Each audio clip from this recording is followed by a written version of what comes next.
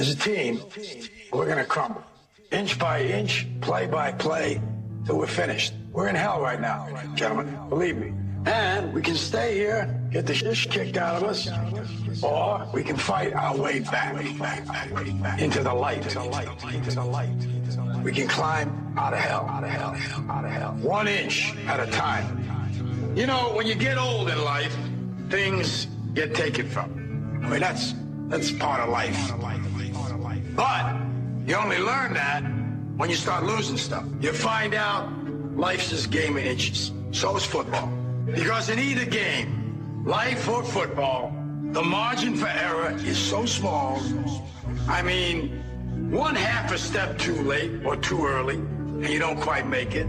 1/2 second too slow, too fast, you don't quite catch it. The inches we need are everywhere around us. Hell yeah. They're in every break of the game, every minute, every second. On this team, we fight for that inch. On this team, we tear ourselves and everyone else around us to pieces for that inch. We claw our fingernails for that inch. Because we know when we add up all those inches, that's going to make the fucking difference between winning and losing. Between living and dying. I'll tell you this, in any fight, it's the guy who's willing to die who's going to win that inch. And I know if I'm going to have any life anymore, it's because I'm still willing to fight and die for that inch. Because that's what living is. There's 6 inches in front of your face. Now, I can't make you do it. You got to look at the guy next to you. Look into his eyes. Now, I think you're going to see a guy who will go that inch with you. You're going to see a guy who will sacrifice himself for this team because he knows when it comes down to it, you're going to do the same for him. That's a team, gentlemen. And either we heal now as a team, or we will die as individuals. Ideas are bulletproof. Ladies and gentlemen, welcome to today's show. It is January 18th, 2012. This is Down the Rabbit Hole. I'm your host, Popeye, from FederalJack.com. Thank you for tuning in tonight. It's going to be a special broadcast that I have prepared for you guys. And as always, I try to bring you guys something special. And recently, I came across a 4-part interview, and I believe it was with Len Asenek. And I'll tell you about Len, and I'll tell you about who the interview is with in a second. But it's about, I would say, a little less than 8 hours long, just one of the interviews. And there's multiple ones with Colonel L. Fletcher Prouty. And you've heard me talk about him in his book, The Secret Team, on the show here before. So tonight, for a few segments, I'm going to bring Colonel Prouty on to the show. Now, he's been dead since 2001, so I'm not going to be doing a seance. I'm just going to be playing a small tidbit of this massive interview because I've tried to explain how he put into words, you know, how the CIA operates and everything else. And I can't do Colonel Prouty any justice. So I'm going to dedicate a few segments of my show tonight and give him the floor, and you guys will hear his voice from beyond the grave. Now, if it weren't for Len Asenek, none of us would be able to hear anything because he sat and interviewed Colonel Prouty back in the 80s and the 90s. And he's put different websites together. There's Black Op Radio, and then there's always Prouty.org, which is PROUTY.org. And it's pretty much the official Colonel L. Fletcher Prouty reference site. And for those of you that don't know who Colonel Prouty is, I'll read you a little blurb about who he, just a quick, a quick little, I don't know what you would call it, but a little blurb, I guess you could say, about him. But it's just about a small portion of his 23-year-long military career. He flew during World War II. He was a pilot. Colonel Prouty was a very interesting individual. And if you've ever seen the movie JFK by Oliver Stone, his character was, there was a character called Mr. X. That character was based on Prouty. So let me read you a little bit about who he is. Colonel Prouty spent 9 of his 23-year military career in the Pentagon from 1955 to 1964. 2 years with the Secretary of Defense, 2 years with the Joint Chiefs of Staff, and 5 years with Headquarters, U.S. Air Force. In 1955, he was appointed the first focal point officer between the CIA and the Air Force for clandestine operations per National Security Council Directive 5412. He was briefing officer for the Secretary of Defense 1960 to 1961 and for the chairman of the Joint Chiefs of Staff. So as you can see, Colonel Prouty wasn't some Johnny-come-lately, wasn't some, moron, I guess you could say, somebody that could be easily debunked. Wasn't just some young guy, wasn't some old kooky professor, somebody that, they could try to marginalize. This guy was in their ranks. He was the first, what do they call it, focal point. I'm doing air quotes because it's got quotes on it. But he was the first chief, I guess you could say, of special operations under Kennedy. He was Mr. X's, the Mr. X character was him. The experience that he talked about was real when you see him talking to Garrison in the movie. All that happened. They sent him out of the country because at the time he would have been the one that would have been in charge. So they got him out of the way. Very interesting. I couldn't do him justice in a 4-hour radio show. So I urge you guys to check him out, Colonel L. Fletcher Prouty. I've told you to read both his books, The Secret Team, JFK. Check out Prouty.org, Prouty.org.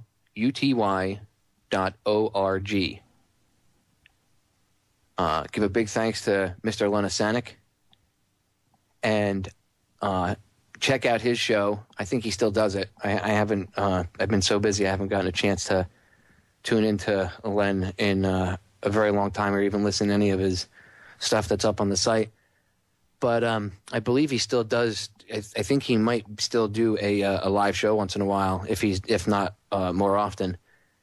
Check it out, Black Op Radio. So we got a few minutes before the break comes up. So I'm going to wait until we get back into the second segment to play the clip. But I urge you guys again to go to Prouty.org, Prouty.org, and get his book, The Secret Team. It's imperative that you read this book to understand and for you to be able to explain how the CIA can control things. Because when you say to somebody, well, the CIA controls things, and they say, yeah, how? Explain it to me. And you're like, well, they own this, and they say, but give me an example. This way you can smash all of that. You can explain. Once you understand, you can break it down to a more simplistic form, as they say. Can you break it down in one sentence? In fact, somebody actually commented, this is a 4-part video series, and there's way more interviews. If you go to Len's site or email him at osanic@prouty.org, which is osanic@prouty.org. Email him, and you can ask him about his show times or whatever. But he's got another site, and I don't remember what it's called off the top of my head. But you can purchase, it might even be at prouty.org. You might be able to get it there. the interviews that he's done and all the interviews that Colonel Prouty's done with a couple other people. I mean, this is historical, like, evidence that needs to be purchased and archived away somewhere. Because this stuff, if it disappears, it's gone. They'll never even talk about this. This is stuff that they won't talk about. And he talks about meetings where he exposes the truth about peak oil, so much stuff. Colonel Prouty was a very, very interesting individual. All right, ladies and gentlemen, we're going to break. We'll be right back. When we come back, you're going to hear from Colonel Prouty himself. We'll be right back. Ladies and gentlemen, we're back. I'm going to play the clip now for you. This is Len Osenek interviewing Colonel Prouty. And I am in the works of trying to get in contact with Len so I can get him on the show as a guest at least once, if not more. Because, I mean, he's got not only does he have his own radio show, so, he knows what's going on, and I want to get his take on that stuff, but I would love to, hear from his own, from him personally, because he got a chance to sit down and interview Colonel Prouty before he passed away in June of 2001, I may add. So it would have been interesting if Colonel Prouty had lived, what he would have said about 9/11. But Len got a chance to interview him, so it'll be an interesting perspective to hear from somebody who actually got a chance to meet Colonel Prouty in person. I certainly wish I could have met Colonel Prouty in person. So without further ado, let me start the interview here for you. I'm going to play a couple clips from it. Now you're going to hear him talk about what I queued up, and what I got to was they were talking about when they're talking about his book, The Secret Team. He explains about the National Security Council and the CIA and how they, the truth of things and how it works. I remember I've tried to explain this before on air, but I'd rather you hear it from Colonel Prouty himself. So here you go, ladies and gentlemen. Colonel L. Fletcher Prouty. All right, we're here with Fletcher Prouty, and it is now May 6th, 1989, beginning a series of questions regarding his book published in 1973 by Prentice Hall called The Secret Team.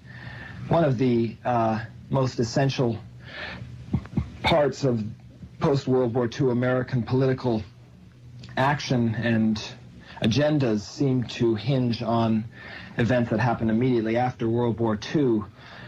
With the passage of the National Security Act of 1947, why don't you discuss the original intent of Congress of the role of the CIA as specified in this law? It's very important in trying to discuss the National Security Act of 1947 to be sure that we go back into the spirit and the thinking of the time. We had just ended the greatest world war ever fought in late 1945 with the surrender of the Japanese on September 2nd, 1945.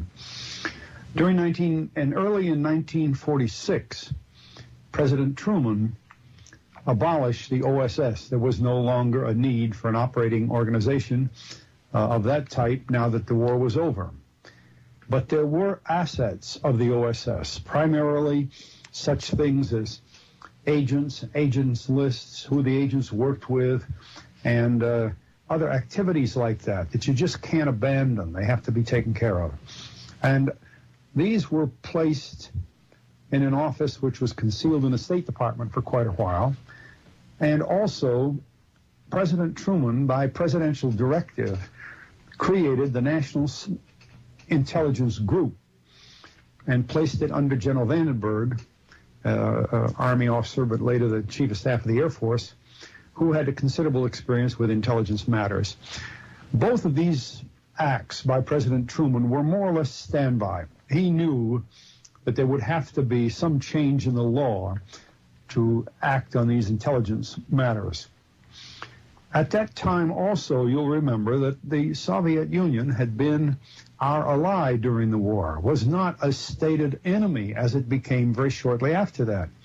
So that the National Security Act of 1947, written, the language of the law, written during 1946, was based pretty much on the reality of World War II and not upon the Cold War realities. Now, for those of us looking back, that's kind of hard to think about because we have so ingrained in us now the fact that the Soviet Union is the enemy, communism is the enemy, and that the Germans and the Japanese and the Italians, who were our enemy in World War II, are all now friends. So you must go back into that era and begin there when you talk about the origins of CIA and the passage of this very important law, the National Security Act of 1947. Because I was teaching a major course, a year-long course at Yale called The Evolution of Warfare, I was very interested, of necessity interested, in these activities of 1946 and 47 as part of my course. So I read everything I could get from the congressional hearings, from the newspapers, everything that was going in those years toward the creation of this law, this new law. What you could see was some rather practical things, and then you could see some indications of things that were going to come. First of all, the Army and Navy had to share their aviation interests with a new branch of the service, the Air Force. That was one of the things that the public recognized about this new law. We created then a single Department of Defense. We hadn't had one. And many of the many of the officers that had fought World War II did not like this term Department of Defense. There's a very basic distinction, especially in warfare, but in athletics, in sports, in competition, between being on the offense and being on the defense. On the offense, you know what you're doing. On the offense, you're planning something. If you're on the offense with a Department of War, as we used to have, it doesn't mean you're planning to fight, but it means you're ready to fight, and you let everybody know that. If you're on the Department of Defense, you're waiting for somebody else to make a move, and then you react. The philosophy of the entire military structure of this country changed with this business of the Department of Defense. And coming as it did right when we were the most powerful nation in the world, with an enormous Army, Navy, and Air Force, and the nuclear weapon, which nobody else had in that period, to put all of that on the defense was an enormous oversight. And those of us who were close to all that felt it that way. There was no way to say that the World War II armies of the United States were to go on the defense. That destroyed really the structure of the Army, and a lot of people on active service felt that at that time. I say that because this business of the communist, anti-communist bit, and the idea of a Department of War or Department of Navy as against Department of Defense, another major thing, was then joined by this new idea of a Central Intelligence Agency. Now, one of the problems during World War II was not that we did not have enough intelligence. It was that it wasn't coordinated. The intelligence that General MacArthur and Admiral Nimitz had in the Pacific was not always coordinated with the intelligence that General Eisenhower and General Bradley and their allies had in the European theater. And a lot of times Washington had different intelligence from different sources and didn't have the means to coordinate it properly for the overall benefit of our military forces who are fighting all over the world. And we had new ways of gathering intelligence. We had new electronic means. Radar was used to gather intelligence. We had aerial photography. We had all kinds of devices that were not in the ordinary James Bond intelligence of pre-war days. So the Congress... All right, I'm going to pause it right there. When we get back, I'm just going to pick it up coming out of the bumper. Right where I paused it. So stay tuned, ladies and gentlemen. More with Colonel L. Fletcher Prouty when we come back.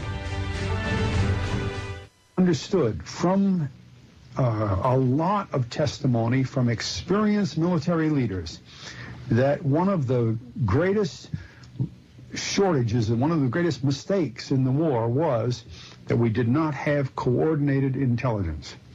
So when Congress wrote the language of this legislation for the CIA, and I printed this literally in the book so that anyone that wants to read it will see exactly what the law says.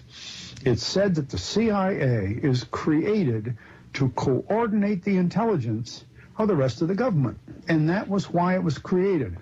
With that as the primary duty of CIA, then the other little tasks and things that we're supposed to do come forward. Mm-hmm. And it's a better explanation. In fact, it is the only explanation when it is put that way.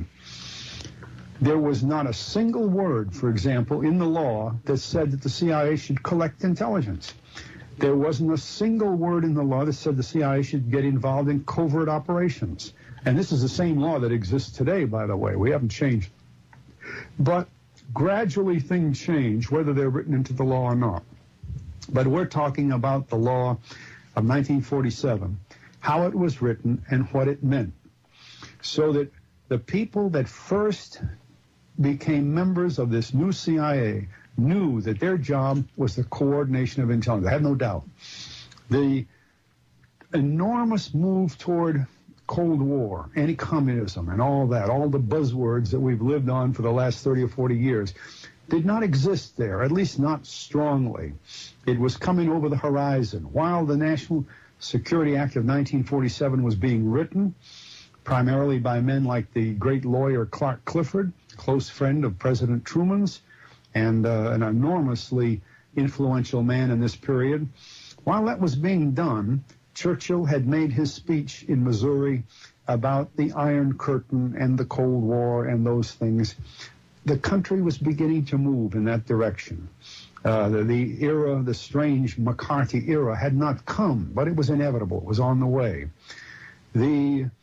What to do with the nuclear weapons was underway at the time. For instance, our military had never had a weapon as dynamic as the atom bomb. And what is important about an atom bomb, as it is with a barrel of oil, is it has no real value until it's been delivered. Well, the organization most able to deliver the atom bomb was the Air Force. And immediately, war planners saw that to use atom bombs, we would have to have an enormous fleet of very large aircraft. And one of the first things they did was began to build a bigger and better B-29, which was the largest plane we had during the war. And finally, even the B-36 and then the B-52 to carry the atom bomb. They needed an enormous plane to do that. It was a monster of a device in those days. Well, these things began to shape strategy. Then as they began to think about this, if atom bombs were going to be used as the primary weapon, how were you going to put a Navy and an Army into the battleground that atom bombs had devastated or could devastate, either way? Because the enemy didn't have it. See, the enemy then, it used to be interesting. If you went to a military school in the 40s, you could talk about an enemy. But we were a Department of Defense. We weren't supposed to be talking about a particular enemy. And gradually, enemy became synonymous with Russia. And if we had opposing forces in a combat situation, we'd have the blue forces and the red forces. And we always knew we were the blue ones. And at the Soviet, gradually this thinking came about. So while we were predominant with the nuclear weapon, it almost was ridiculous to think of any country as equal opposite force to ours. And that furthermore underscored the enormous mistake made in calling this military the Department of Defense, because if ever we were strong on the offense, it was immediately after World War II. We weren't a defensive nation at that time, but we were made a defensive nation by the Department of Defense. I haven't heard many people discuss that in so many words. I did in Yale when I was teaching. I used to talk about that a lot because I had hoped that was not really what was going to be the end of all this planning. Well, as the CIA started late in 47, it was primarily a rollover of World War II trained military people. the head of it was an admiral, Admiral Hillenkoetter. And I think out of the number that they had, over 5,000 were directly serving military people. They weren't reservists or anything. They were active duty people. And gradually, people from OSS and new recruitment began to fill up the agency. But that took years. That got into the Allen Dulles era in the Eisenhower administration. During the late 40s, the number of civilians that rolled into the agency gradually was a relatively small number. I say relatively small with respect to, say, today. And among them, though, were some very strong OSS residual members who were well-trained in the side of covert work that involves clandestine operations.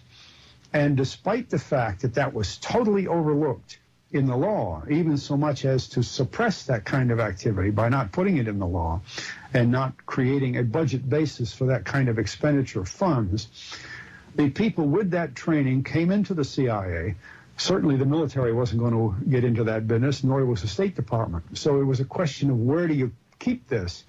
So the residual OSS capability fell into the lap of the CIA. But even then, that took years. That didn't happen until General Walter Beetle Smith came home from Russia, where he had been ambassador to Russia, and became the director of Central Intelligence in, I believe, about 1950. October of 1950. And at that time, he brought Allen Dulles in as his deputy director of plans, which means in charge of covert operations. Well, Dulles had been with the OSS. And then he announced to the president that if he was going to be in charge, if he was going to be the director of Central Intelligence, he was going to have OPC under him and not scattered around with responsibilities in the State Department and the Defense Department.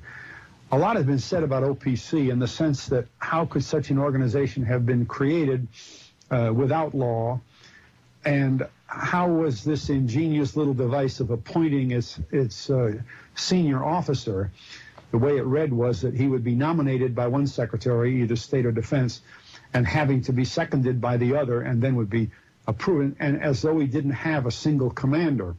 Well, everybody knew that was temporary, and it had no real significance because the real things that OPC was doing was to preserve certain assets, certain highly classified assets of World War II. He was not initiating operations. Now, I don't mean to say that disregarding some of the very practical things that were being done. For instance, we had clandestine operations underway in Greece as a result of the Greek Civil War right after the World War II, and these spilled over into Bulgaria and nearby countries across the Greek border. We had other operations going on in China, but relatively speaking, they were small, and they were, again, residuals of World War II. They were not planned operations as against some communist nation or that kind of thing. They were there, but they existed, and this was there. And the chief of OPC at the time was Frank Wisner, who had been a very dominant OSS leader in Eastern Europe during World War II, and later who led this massive campaign against Indonesia in 1958. So Wisner was very active in the covert activities. But when General Smith became the DCI, he insisted upon bringing that group into the agency. Now, strictly speaking, that was not supported by law. It was sort of an expedient. One of the most important facets of this National Security Act of 1947 was the creation of the National Security Council. We had not had something like that in peacetime in other years. Not under Roosevelt, not before, and I don't even recall anything like that in World War I period. All right, I'm going to cut Colonel Prouty off right there, ladies and gentlemen. We're going to go to our next break. When we come back, I will do the same thing. I'll pick it up right at the end of the bumper, right where he left off, because the information he's getting out is just too important. I'll probably play maybe one or two more clips in the second hour. So stay tuned. We'll be right back. What was decided was that there are times when, for purposes of national security, there must be top-level decisions, and that the president needed assistance in making those decisions. So the National Security Council, by law, is the president, the vice president, the secretary of state, and the secretary of defense. No others. They can invite others, and others do attend the meetings, but there are no other statutory members. If we relate that to today's affairs, in all these questions about the Iran and Contra hearings and all those problems, there could not have been a decision about covert operations involving the Contras or Iran or exchange of hostages or any of that without a decision from the National Security Council. That's by law. There's no other way to do it other than an illegal way, and I don't think that's ever even been assumed, that there had to be decisions from the National Security Council. From my own experience and background, I just cannot believe that the members of the National Security Council during this Iran-Contra period have removed themselves from the whole thing as though they had nothing to do with it. That's preposterous. By law, they had to. If they didn't do it, they were derelict in their duty, and they should be tried for that. That's what the National Security Council was created to do. And in the 40s, the National Security Council met and created a directive which I believe was called 10-2. And 10-2 recognized that the U.S. government might from time to time be involved or involve itself in covert action. Generally, this would mean relatively small activities, not major warfare like the Korean War or the Vietnam War, that kind of thing, not even like the invasion of Cuba at the Bay of Pigs. I believe these were truly clandestine covert actions, and there were many of them. Later on, when I got into this business in the 50s, we had things like that going all the time, but they were small. Now, the decision to involve the United States in covert action had to be made by this National Security Council. No one else had the authority. And you see, that means even that the DCI, the head of the intelligence agency, was not part of the National Security Council. Therefore, he was not involved in the decision. He would be told about the decision. Well, during the 40s and the early 50s, things worked that way. In 1948, a rather important thing happened. President Truman wanted to have a highly qualified group study how the CIA was moving along, how it was progressing, and whether or not it was becoming effective. So he established a committee headed by Allen Dulles, who was a New York lawyer with the most prominent and largest law firm in New York City, Sullivan Cromwell. A man named Matthias Correa, who I believe also was a lawyer, although I don't recall his career that closely. His name, Correa, C-O-R-R-E-A, Matthias Correa. And then a man named Jackson. Jackson had a lot of experience, OSS experience. I think Correa did, and I certainly know that Dulles did. But anyway, this committee of three men, primarily Allen Dulles, made an extensive study of the activities of the CIA, and in their report to the president, recommended a move more into the clandestine operations area and more into the traditional intelligence area than the law had even visualized. Well, a very interesting thing about this committee, it was appointed by President Truman in his final year as president, as a successor to Roosevelt. See, Roosevelt died in 45, and he was the vice president, so he hadn't won an election yet, and he was going to run for re-election late 48 and then a new term beginning in 49. His opponent was Thomas E. Dewey. And interestingly, Thomas Dewey's speechwriter during the 1948 campaign against Truman was Allen Dulles. So you see, Dulles was riding two horses across this stream. He was technically Truman's advisor with respect to intelligence matters, he and Jackson and Correa. At the same time, he's writing speeches for Thomas E. Dewey, strongly opposing the re-election of Truman. I don't know whether Truman knew he was writing speeches for Dewey or whether Dewey knew he was working for Truman. I mean, I have no way to solve that little problem. But it's pretty neat to understand the effect of that, and it helps you understand the mind of this man Dulles. Dulles see nothing wrong in that sort of thing, you see nothing wrong in working for Truman and trying to undercut him by helping Dewey or vice versa.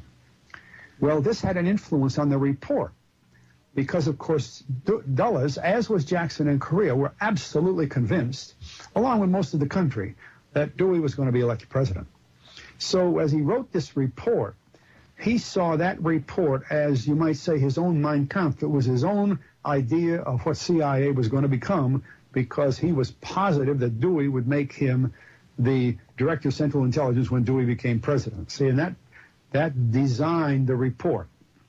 Well, as we know, Truman turned around and beat Dewey in a great surprise.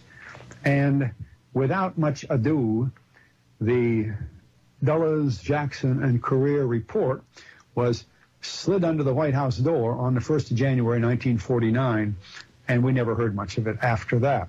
Although many of the things within the report did appear years later, because when Eisenhower became president, John Foster Dulles became Secretary of State, General Walter Beadle Smith became his deputy in the Secretary of State, stepped down from CIA, and Allen Dulles became the Director of Central Intelligence. Well, at that time, Dulles pulled out his own Dulles-Jackson-Correa report and began to put it in effect, and as you know, he remained the DCI for the next 11 years. Really, the signal primary character of the CIA is Mr. Dulles. There's no question about it. It's his agency, and nobody else has left any mark like his. But you need to see that background to understand what the passage of the National Security Act really meant in 1947, and what it says in law is what creates many of these controversies about intelligence today, because there still is no law that says that the CIA is an intelligence organization. It says it's a coordinating agent, and there's no law that says it is a covert operation agency. So that's a fairly good summary, as I've seen it through my own lifetime, of the law itself, the effect of the law, and then particularly how the CIA was an outgrowth of the law, and what the CIA was trying to do, and what the National Security Council was trying to do, and what the Congress was trying to do. And this eventually led to a remarkable statement by President Truman, I believe in December 1963, when he wrote as a columnist for a newspaper that the greatest mistake he made in his entire career as president was to sign the bill that created the Central Intelligence Agency. Even though at the time it could be argued that he would not have seen the effect of his signing into law something which over time was changed by degree into something else. Well, it's true that he never did sign the law. The law he signed, if they had stayed within its parameters, the agency would have been much different. But he recognized that by setting this up, he initiated it. I guess this perhaps is already explained by what you've just said, but perhaps just to comment briefly on this, you wrote on page 138 of The Secret Team that Congress had been so certain that the agency would not become operational and policy making that it was content to place it under the control of a committee. Congress knew that the agency would never be permitted to become involved in clandestine operations, and therefore that the NSC would never have to direct it in an operational sense. How, at the time, do you feel Congress felt so unequivocal about this? Well, you see, that's not a hard statement to understand in the time of the 1940s. It is today in the 80s or in the 70s or in the 60s. In the late 1940s, Congress and the congressmen who were, many of them, veterans of World War II, knew very well that the United States government was not going to have a covert operation, covert establishment running around the world, and they had not even created a new major intelligence organization. Congress, in other words, believed the words of the law that it had just written and passed. Furthermore, we weren't in the buzzword period or the Pavlovian period of anti-communism at that time. It was coming, but it didn't exist then. Yeah. And we were sitting on top of the atom bomb capability, which meant that we were the absolute power in the world. Things were so different in the late 40s that you can't take those statements without a lot of care and understanding and transpose them to either the 60s, the 70s, or 80s. It's just ridiculous. You have to read them in terms of the 40s. And that's a pretty true statement of the 40s. Mm-hmm. But, of course, you'd change it if you were writing it today. And I'm sure Congress' view of CIA today is nothing like that, you see. But that is an important commentary on what has changed. And what has changed really in the people's minds, but not really. I'm going to cut it off right there, ladies and gentlemen. Stay tuned for hour number 2. Colonel Prouty is a little more than halfway through with the info I wanted him to get out, so there will be a little more when we come back. Interesting stuff. History is definitely... Ladies and gentlemen, we are back with hour number 2 here on this live edition of Down the Rabbit Hole. It is January 18th, 2012. I'm your host, Popeye, from federaljack.com. And tonight, I'm playing you some clips from one of Len Asenek's many interviews with Colonel L. Fletcher Prouty. And right now, he's discussing his book, The Secret Team, and it's an 8-hour interview. You can go to my YouTube channel, and you can see it's in 4 parts. It's like, it's a little under 8 hours. I forget the exact total time, but it's around there. It's in 4 parts. Go to Federal Jack Tube 6, Federal Jack Tube, and then number 6, all one word on YouTube, and you'll see it. It's listed under The Secret Team.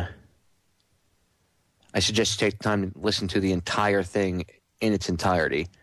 But because I constantly bring up Colonel Prouty, and I constantly make reference to his book, The Secret Team, and I'm always talking about this stuff, and I piece it together here and there for you, rather than listen to me piece it together and, you have to try to take what I say and go, and then, it's me. It's like the telephone game. I'd rather you hear it right from the horse's mouth.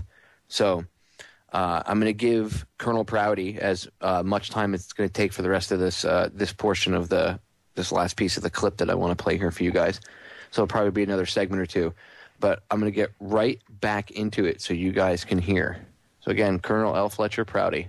And check out prouty.org, PROUTY.org.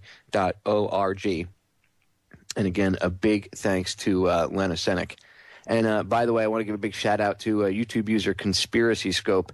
Thanks, buddy, for uploading all the May Brussels, old May Brussels broadcasts, and letting me rip them and re-upload them to my channel.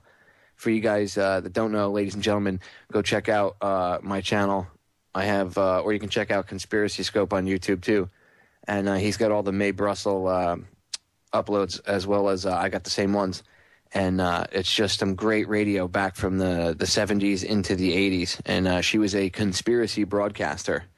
Really, really good stuff. Some of her stuff was done on tapes because she had gotten death threats because of the stuff she covered. So it's really a glimpse into history and the things that she talks about. And you listen, you know what happened today. It's like I said, when you read None Dare Call Conspiracy, it's the same thing. It's like, wow, that book was written like 40 some odd years ago, if not longer. It's incredible. All right, here we go. More Colonel Prouty. In the language of the law, same law exists, but it's people's minds that have changed. It's our concept of the world that has changed, and that's a very important statement. Mm-hmm. You do describe in fairly multitude of examples Allen Dulles' ability to, in effect, subvert the watchdog role of the NSC, which was intended to prevent such things as the CIA carrying out clandestine operations, by such moves as engineering the creation of such subcommittees as the Special Group 5412/2 that effectively neutralized such oversight functions as were intended to be carried out under the authority of the Operations Coordinating Board. Now, you've just mentioned how the OCB originally was set up to, in effect, have some supposed authority given to it by the Secretaries of Defense and State, and then how Walter Beadle Smith in late 1950, in a sense, regained that person's position as claiming it for himself, that person was directly under him. Can you explain somehow, particularly Dulles, who is so central to this, was able to redefine this watchdog role of the NSC over clandestine operations? Okay, first of all, let me make a technical correction to your question. The OCB was the Operations Coordinating Board, which was a part of NSC by law. OCB was intended to be a group of senior individuals, or it was a group of senior individuals who would follow the decisions made by the National Security Council and make sure that the bureaucracy carried them out. That was the function of the OCB, a different organization. The Operations Policy, OPC, the Operations Policy Committee, right, was the residual OSS organization that was under Frank Wisner, and an extremely distinct organization from OCB. Okay. The OPC had been created only without law. See, it came from World War II. It was a necessary function. It was like sweeping up things left on the floor after the war. We had to keep alive the records from the OSS, and it was agreed to put this organization only structurally within the State Department, but to control its chief by making the new Secretary of Defense and his counterpart, Secretary of State, responsible for the leader of the organization, giving him some control that way. The budgetary function was minimal. It was just a matter of paying people, that's about all, and taking care of the records. A lot of people have misinterpreted the OPC, although when it gradually worked its way into the CIA under Beadle Smith, it did become dominant. Again, it became rather strong, and it became the main clandestine operations sector of the agency, later known as the Deputy Director of Plans, and that sort of thing. So I like to correct the two. The two letters are somewhat similar, but the jobs are entirely different. Now we'll go back to Mr. Dulles and how he was able to circumvent the law. And really, the best way is to say again that the report that he had written with Correa and with Jackson outlined his vision of how the CIA ought to be. He believed that. He thought that it ought to have a full intelligence powers, including secret intelligence, and that it ought to have the clandestine capability to carry out any operations directed by the National Security Council. Well, by the time, see, he thought that could be started in '49. But by the time he got to be the DCI, things hadn't worked that way. The CIA had been kept rather quiet. It was coordinating intelligence, and it was doing very little in the covert activities field. He felt that should change, but he didn't have any law to do it. So what he did is he would take a plan that they had made up because of some input from a foreign country or from one of his station chiefs around the world that was in response to some action. Well, then he'd go to the National Security Council. They didn't direct him to go to X country and do something. They were approving something that he felt he ought to do in response to an action that some of his operators, some of his agents had seen in a foreign country. And that device enabled him to create activities as though they were reaction, and most of the time they were, or responses. And so the NSC found itself not directing covert operations, but approving reactive covert operations. There's quite a bit of difference. But when you're doing that with an organization like the CIA, under an ambitious leader like Allen Dulles, it's pretty hard to tell the difference, because sometimes you can create a response by kicking somebody under the table and they pound you in the nose, then you point to your partner and say, look at that guy just hit me. You didn't know you kicked him under the table. The best example, the absolute best example I know of that tactic was the Gulf of... I have to interrupt him for a second. He's about to say the Gulf of Tonkin, but he's talking about false flag operations, ladies and gentlemen. Tonkin incident. The Vietnamese, the North Vietnamese that came out in the vicinity of the destroyers, which the Navy now admits were never even hit by anything fired at them, probably not even fired at. But why those North Vietnamese Comar ships, very high-speed ships, came out there was because they had been hit clandestinely. So that the first act was by our own forces, aided with South Vietnamese. Then when the North Vietnamese came out, they had been provoked. It wasn't, they did not initiate the attack. But there you go, ladies and gentlemen. It's all the same. More from Colonel Prouty when we get back. In the discussion of that, both by President Johnson and in Congress, when they were discussing the Gulf of Tonkin resolution, they were only told that the attack had been made by the North Vietnamese upon our Navy without provocation. So you can control covert activities by using that same device to kick under the table, and then you can say, hey, now look what happened in the Congo, or look what happened in Indonesia, or look what happened in Tibet.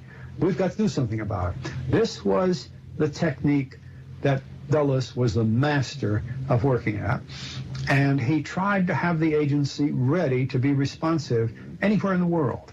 And of course he had to do it that way because there were no plans. They didn't sit here and say, well, here's what we see happening in such and such a country, and here's what we think ought to be done, and here's how the United States should get in there with a covert operation to perform this or that. You know, there was none of that. There was no planning shop. In fact, I've always thought, and I work very closely with them, that one of the strangest devices they used was to call their covert operations the Deputy Director Plans, because there were no plans. I worked with them intimately for 9 years. I never saw a single plan come out of the Deputy Director Plans. And of course, they would simply smile and say, well, that's just our euphemism for covert operations. But it was, they could have used some other word than plan, because that was, but this is how Dulles worked, you see, and he was very effective. And he had had a lot of experience with OSS. And the other side of it is that his brother was the Secretary of State and the dominant vote in the National Security Council. I don't think this would have been the same if he had been an individual with, say, some either neutral or objective Secretary of State. It made quite a bit of difference under the Eisenhower era to have the two Dulles working together in the development of covert operations. And therefore, then, this key revising of the word as specified in the law that the NSC would direct the CIA, and now that the agency was in effect to turn this into the NSC approving measures brought to it by the CIA. Precisely. See, I remember one example out of 9 years' work when I knew that the NSC had directed the CIA to involve itself in something, and that was Tibet.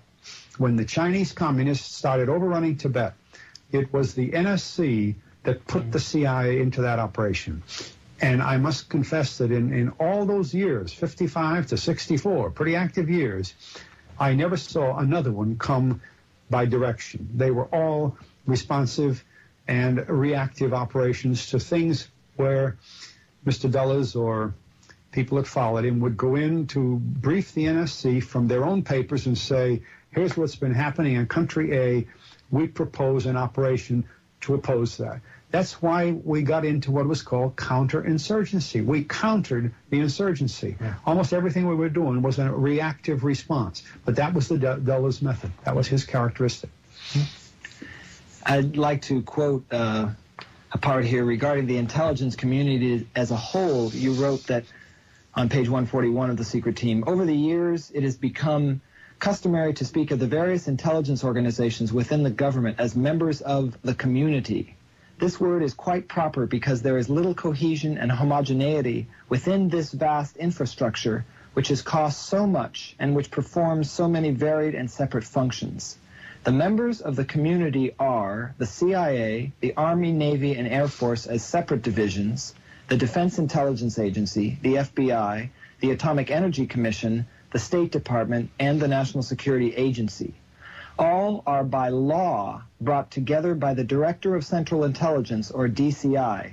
His title is not the Director of the Central Intelligence Agency, although he does head that agency for the purpose of advising the NSC in matters concerning such intelligence activities of the government departments and agencies as relate to national security. That's directly from the National Security Act of 1947. This is the DCI's first duty as prescribed by law. He is to advise the NSC of the activities of the other departments and agencies. Could you discuss the importance of the fact that all of the above listed members of the intelligence community, quote, are by law brought together by the Director of Central Intelligence, unquote, and the implications of such an all-encompassing position? That's a good section to bring out for discussion, because the law didn't establish means something else in government.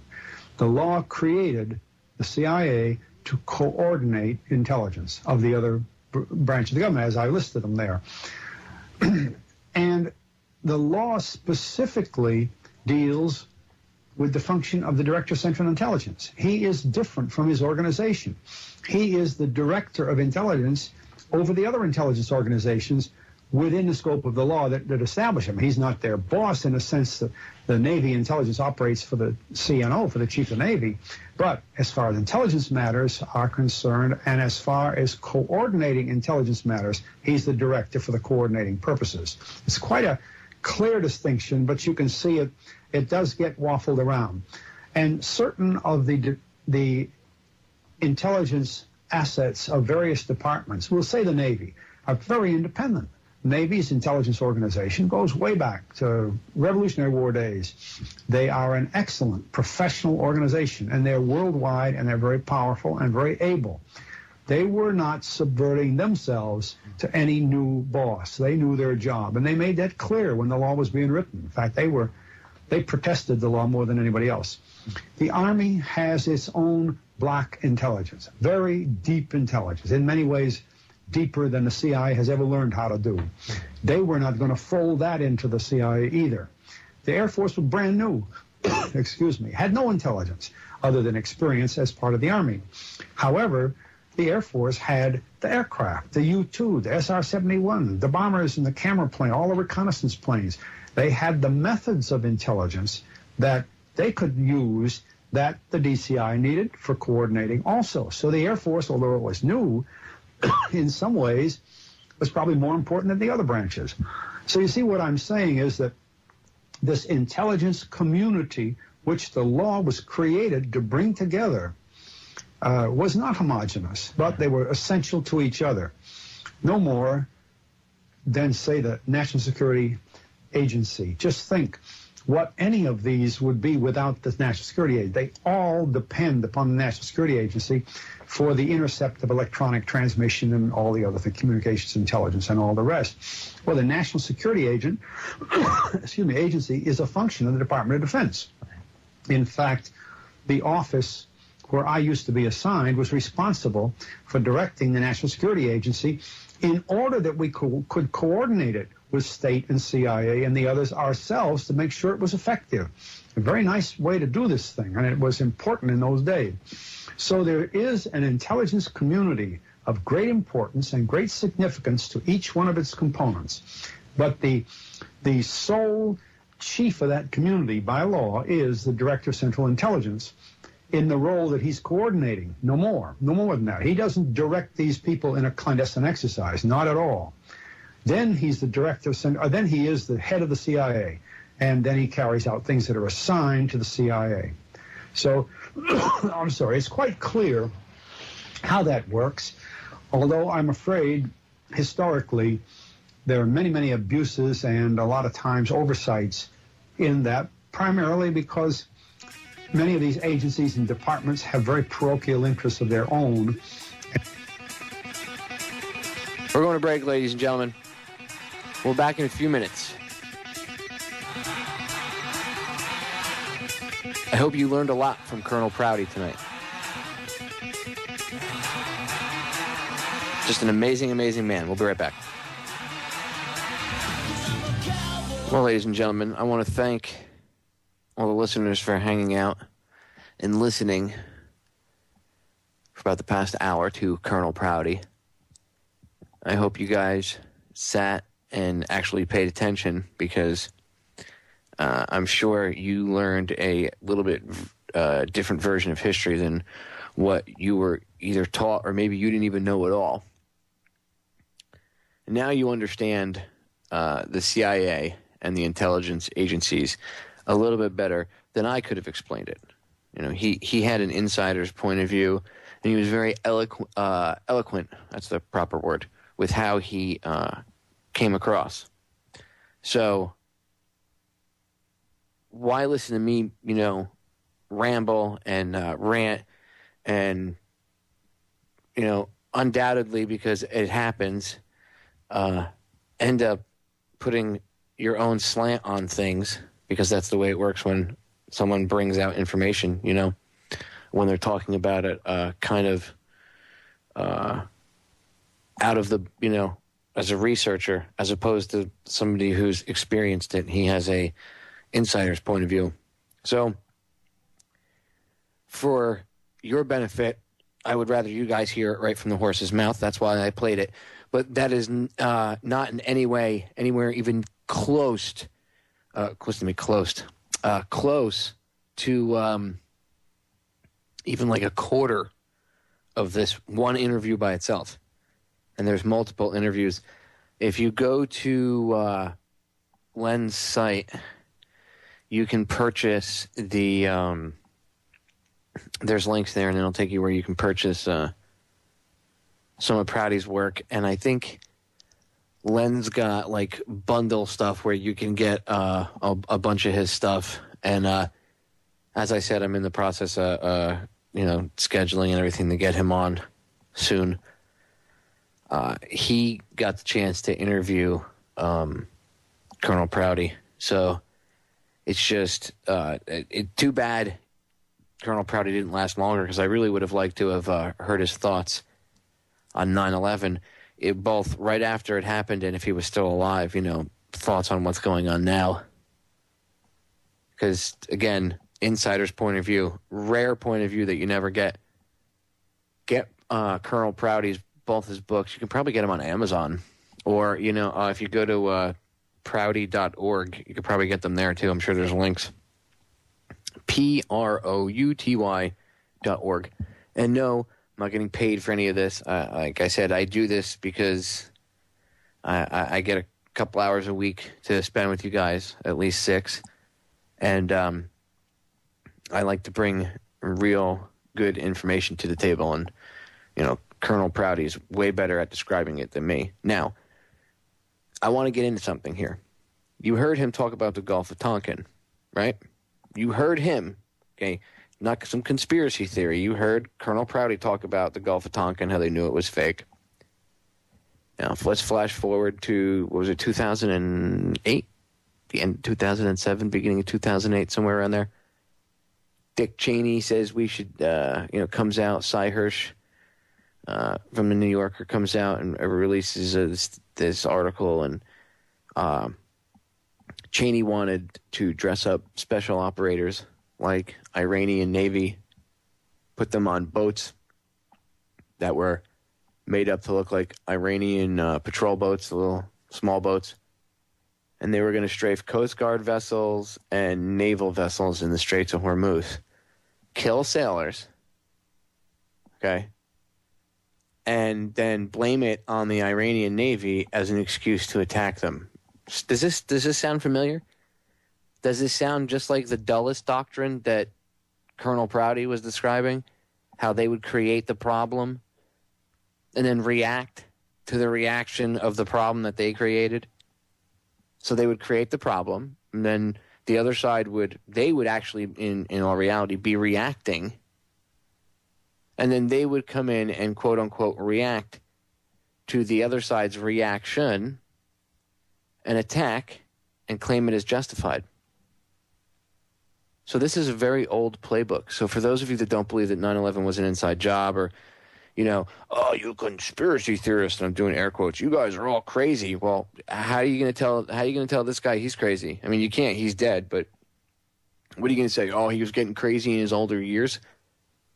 He talked about this stuff for a long time. He wasn't crazy at all. Again, JFK, and the other book is The Secret Team. And support Len, because he did all, he pays for all this out of his own pocket and everything to have this archive up free for everybody to go check out. So if there's any way, I don't know if there's a link on there to even support him, but maybe if when you purchase the older archives, maybe that'll help him, fund the archive and to have this stuff up on the internet as long as we still have a free internet. So give Len a hand if you guys can. As always, it's good to support the alternative media, and I don't like to just promote myself. I don't, in fact, I rarely ever shamelessly promote myself, but I try to promote, I promote Orion. It's, if you can help Orion out, help all the alternative media out if you can, you know what I mean? But the biggest help you guys can be is to email our articles to your friends, to your loved ones, your coworkers, articles, videos, because we put a lot of effort into doing this and presenting it to everybody. So if you guys can pass it around, pass out links to the radio sites, like Orion, pass out links to Federal Jack, the Intel Hub, anything, any alternative outlet you guys can think of, Bob Tuskin's radio show and his website, pass out links for, we're all in this together. So there's plenty of room on this massive boat for all of us. So we don't need to, we all need to work together. That way we can defeat this monster, evolve together, and hopefully maybe eventually start to explore like outer space and the oceans and everything else. Anyway, I'm digressing here. It's important to note what Colonel Prouty said about the Gulf of Tonkin incident, because now you have, what was it? I think it was almost like a week and a half ago now that the Coast Guard cutter Adak and a naval vessel were both screwed with by quote-unquote Iranian small boats. And they weren't shot at or anything, but they were harassed, is what you would call it. And it's very interesting how this happened to go down the same way Cheney happened to, come up with this idea. And by the way, for those of you that don't think Cheney is still involved, you can ask Joe Joseph about that. He'll tell you. Cheney, he found evidence. I think it was Mrs. Joe Joseph that found the evidence. She's ever the avid researcher. And I think it was her that found the evidence that Cheney was in on the NDAA sessions, like closed door behind the scenes. Why is Dick Cheney talking to the Congress and the Senate and whoever else he was chatting with, closed door behind the scenes, about SOPA? Why is he talking to congressmen and senators about this stuff? Why is he still involved? He's nothing. Why is he there? What are they going to say? He's an advisor? He's a war criminal. He shouldn't be allowed in there. First of all, he should be under arrest. Somebody should just unplug his battery and call it a day. Put him in a chair, unplug his battery, and just let him sit there and just watch him go. Televise it, charge $5 a head, and give the money. Start giving the billions of dollars you'll make because people worldwide will watch it. Give that to the Iraqi people, and maybe, just maybe, that'll be a start. And that won't cover it, but it'll be a start on making up for what we allowed to happen. And let's not let it happen again with Iran. And getting back into this whole boat thing, look at what happened. Look at how it went down. Kind of like what Cheney had talked about, right? Now, flashback to what Colonel Prouty had said. The reason it's very important to look at history is because it repeats itself. And I'm pretty sure if Colonel Prouty were alive today, and he was on my show right now, he would say, Popeye,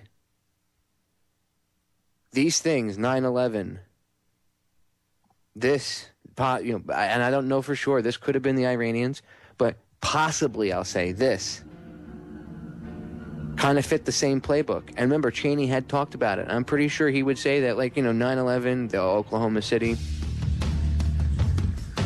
He was a smart man. I'm sure he would say that they were all used just like the Gulf of Tonkin. Unfortunately, Colonel Prouty's no longer with us, so we'll never know. We can speculate till the cows come home. Ladies and gentlemen, we're going to break. We'll be right back. Stay tuned for the final segment. Ladies and gentlemen, we are back with the final segment of tonight's episode of Down the Rabbit Hole. I want to remind everybody that I have a little side project going on called Veterans Views. Any active duty veterans, any veterans of any war. It could be Vietnam, World War II, whatever conflict. Combat, non-combat, does not matter. Everybody is equal in respect in my eyes.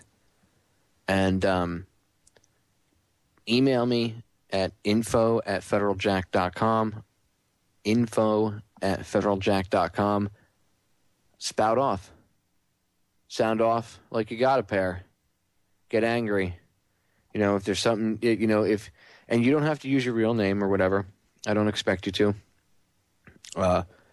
Use some sort of clever, quote unquote radio name if you want. And, tell me how you feel about being used as a pawn, and, let me know if you know about the New World Order. Obviously, if you're listening to my show, you probably do. If there's something you need to get out, if there's a story, something dealing with the VA medical system, something fishy or shady that you want to get out and, blow the whistle on, contact me. If you just want to rant, contact me. Whatever. That's what the segment I'm going to, use the emails to do is I want to give you guys a voice, you ladies and gentlemen. Excuse me, let me correct myself. Gentlemen and ladies. So, men and women, not just the guys. If there's female veterans that listen to my show, email me. Again, info@federaljack.com. Whatever, if you guys had an experience, a bad experience, and you need to get it out, and you want to get it public, you want to be interviewed, whatever, I'm willing to give you as much time as possible. Again, I know that you don't really get a chance to have a voice that often, so anybody that's a war resistor and you want to use an anonymous name and call in and you have to do stuff cloak and daggerish, that's fine too. Anybody that needs to get their message out, I'm willing to help you, and that's what Veterans Views is for. So, email me again, info@federaljack.com. Anything you guys have to say. One more time, make sure you go check out Len Osenek's site on Colonel Prouty, prouty.org, Prouty.org.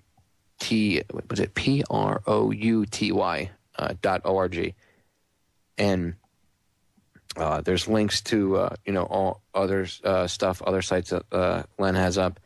And again, support him in any way, shape you can, because this information is important.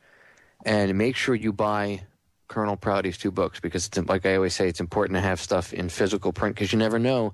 It could go, they could run out and they could stop making it, and then you never know what could happen. So it's always better to have a copy on hand. Books are one of the best gifts you could ever give somebody. When I was a kid, I even appreciated books. And not as much as I do now, but it's amazing. They could survive, hundreds of years, given the, put in the right spot and taken care of the right way. An EMP blast could hit, the electrical grid could go down, and you'd still have your book. You could sit there with a candle and read it.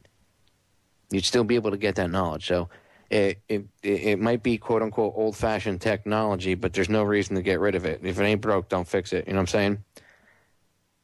Ladies and gentlemen, you need to research the topics that I talk about and that these other hosts talk about.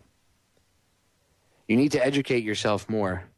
You need to read when I tell you about a book. Make sure you read it. Make sure you educate yourself, so you can understand the things that are going on now with through a different set of eyes, I guess you could say. Like, once you understand, especially listening to, that's why I played again the clip I played of Colonel Prouty tonight, and I wanted you to hear specifically at the end there when he talked about the Gulf of Tonkin and how they knew, and this is, I forget when it was, I think it was, I think he said it was in the late 80s if I remember, but I could be wrong. Anyway, that they, you know, they knew at that point, or Colonel Prouty knew at that point when he was being interviewed, and even back then earlier when, you know, they knew it, that it was fake. It was BS. It didn't happen. You know, they knew it was a setup, and they knew, if you go research the Gulf of Tonkin now, you'll realize the night that they say that it happened, nothing happened at all, and the only exchange of fire was the previous night, and that was when the patrol, the North Vietnamese, had taken fire from us again, like Colonel Prouty said, an instigated act.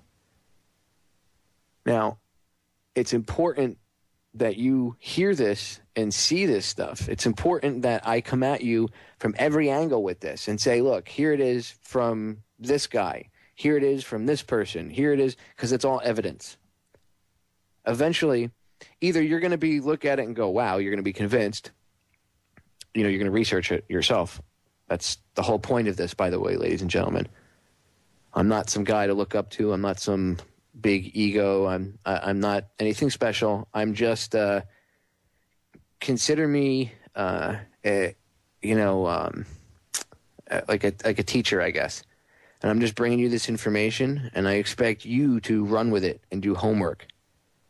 Somebody made a joke the other day in my chat room. They said Popeye gives homework, and I do, because I want you to go educate yourselves. I can lead you to the water, but I cannot make you drink. I can't force you to accept this knowledge. I can't force it into your head. And that's why I don't come out and yell at you. I don't try to push it on you. I try to present it in a way that everybody can appeal to. Not just a certain group of individuals or somebody that's scared or anything like that. I want everybody to just be relaxed and try to take the knowledge in and run with it. I don't expect you to believe anything that I tell you just because I say it. I urge you to go research it.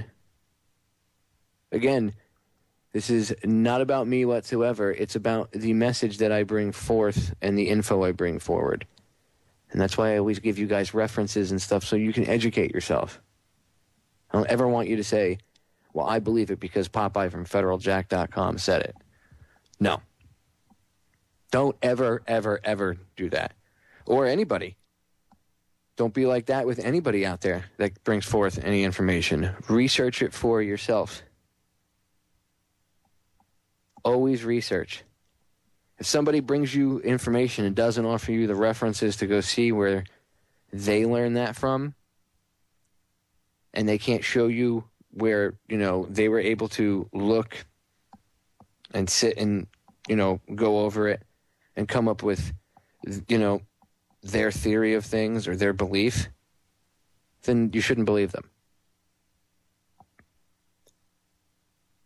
It's as simple as that.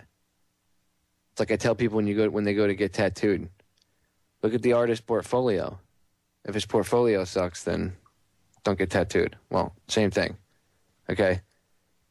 If someone comes forward with just some info, but they can't back it up with any resources or any place to, you know, anything to back it up, be wary of it. It could be disinfo. It could be just somebody's just, you know, misinformed. That happens a lot too. And people are like, oh, I think the guy's a shill. Half the time, it's people just don't know their ass from their elbow. And they're talking because they do exactly what I said not to. And that's they believe 100% what they hear because someone, a certain host, whoever that may be, whatever their favorite host is, happens to say something or talk about it on his radio show. And that's not why I do radio at all. I do this because I want to share my knowledge. I have all this information in my head and I need to get it out. You know, Bill Cooper said in one of his talks that it is such a burden to have this information and all this knowledge and try to get it across to people, because the general public is mostly, asleep. And at the time, it was much harder. But now we have the opportunity and the tools to level the playing field. And we're doing just that, and that's why they want SOPA and PIPA and all this other crap, and they want to create the police state and the camps and everything else. And you hear, what's his name? Rockefeller. J. Rockefeller. Perhaps the internet should never have been invented. Perhaps you should never have been invented. You know what I'm saying? Your father either should have pulled out or something else, because you shouldn't have been invented, you evil prick. He doesn't want the internet, ladies and gentlemen, because he's afraid, because it levels the playing field. And yes, I had to get rude and crude for a minute, because he's a vile scumbag. If you understood the depths of evil that man is. Ugh. It's another show in itself. Well, unfortunately, I'm out of time this evening. Thank you for joining me. As always, ladies and gentlemen, it is an honor to sit here with you for 2 hours, 3 nights a week. Make sure you educate yourselves. Carry on. Semper Fi, I'm out.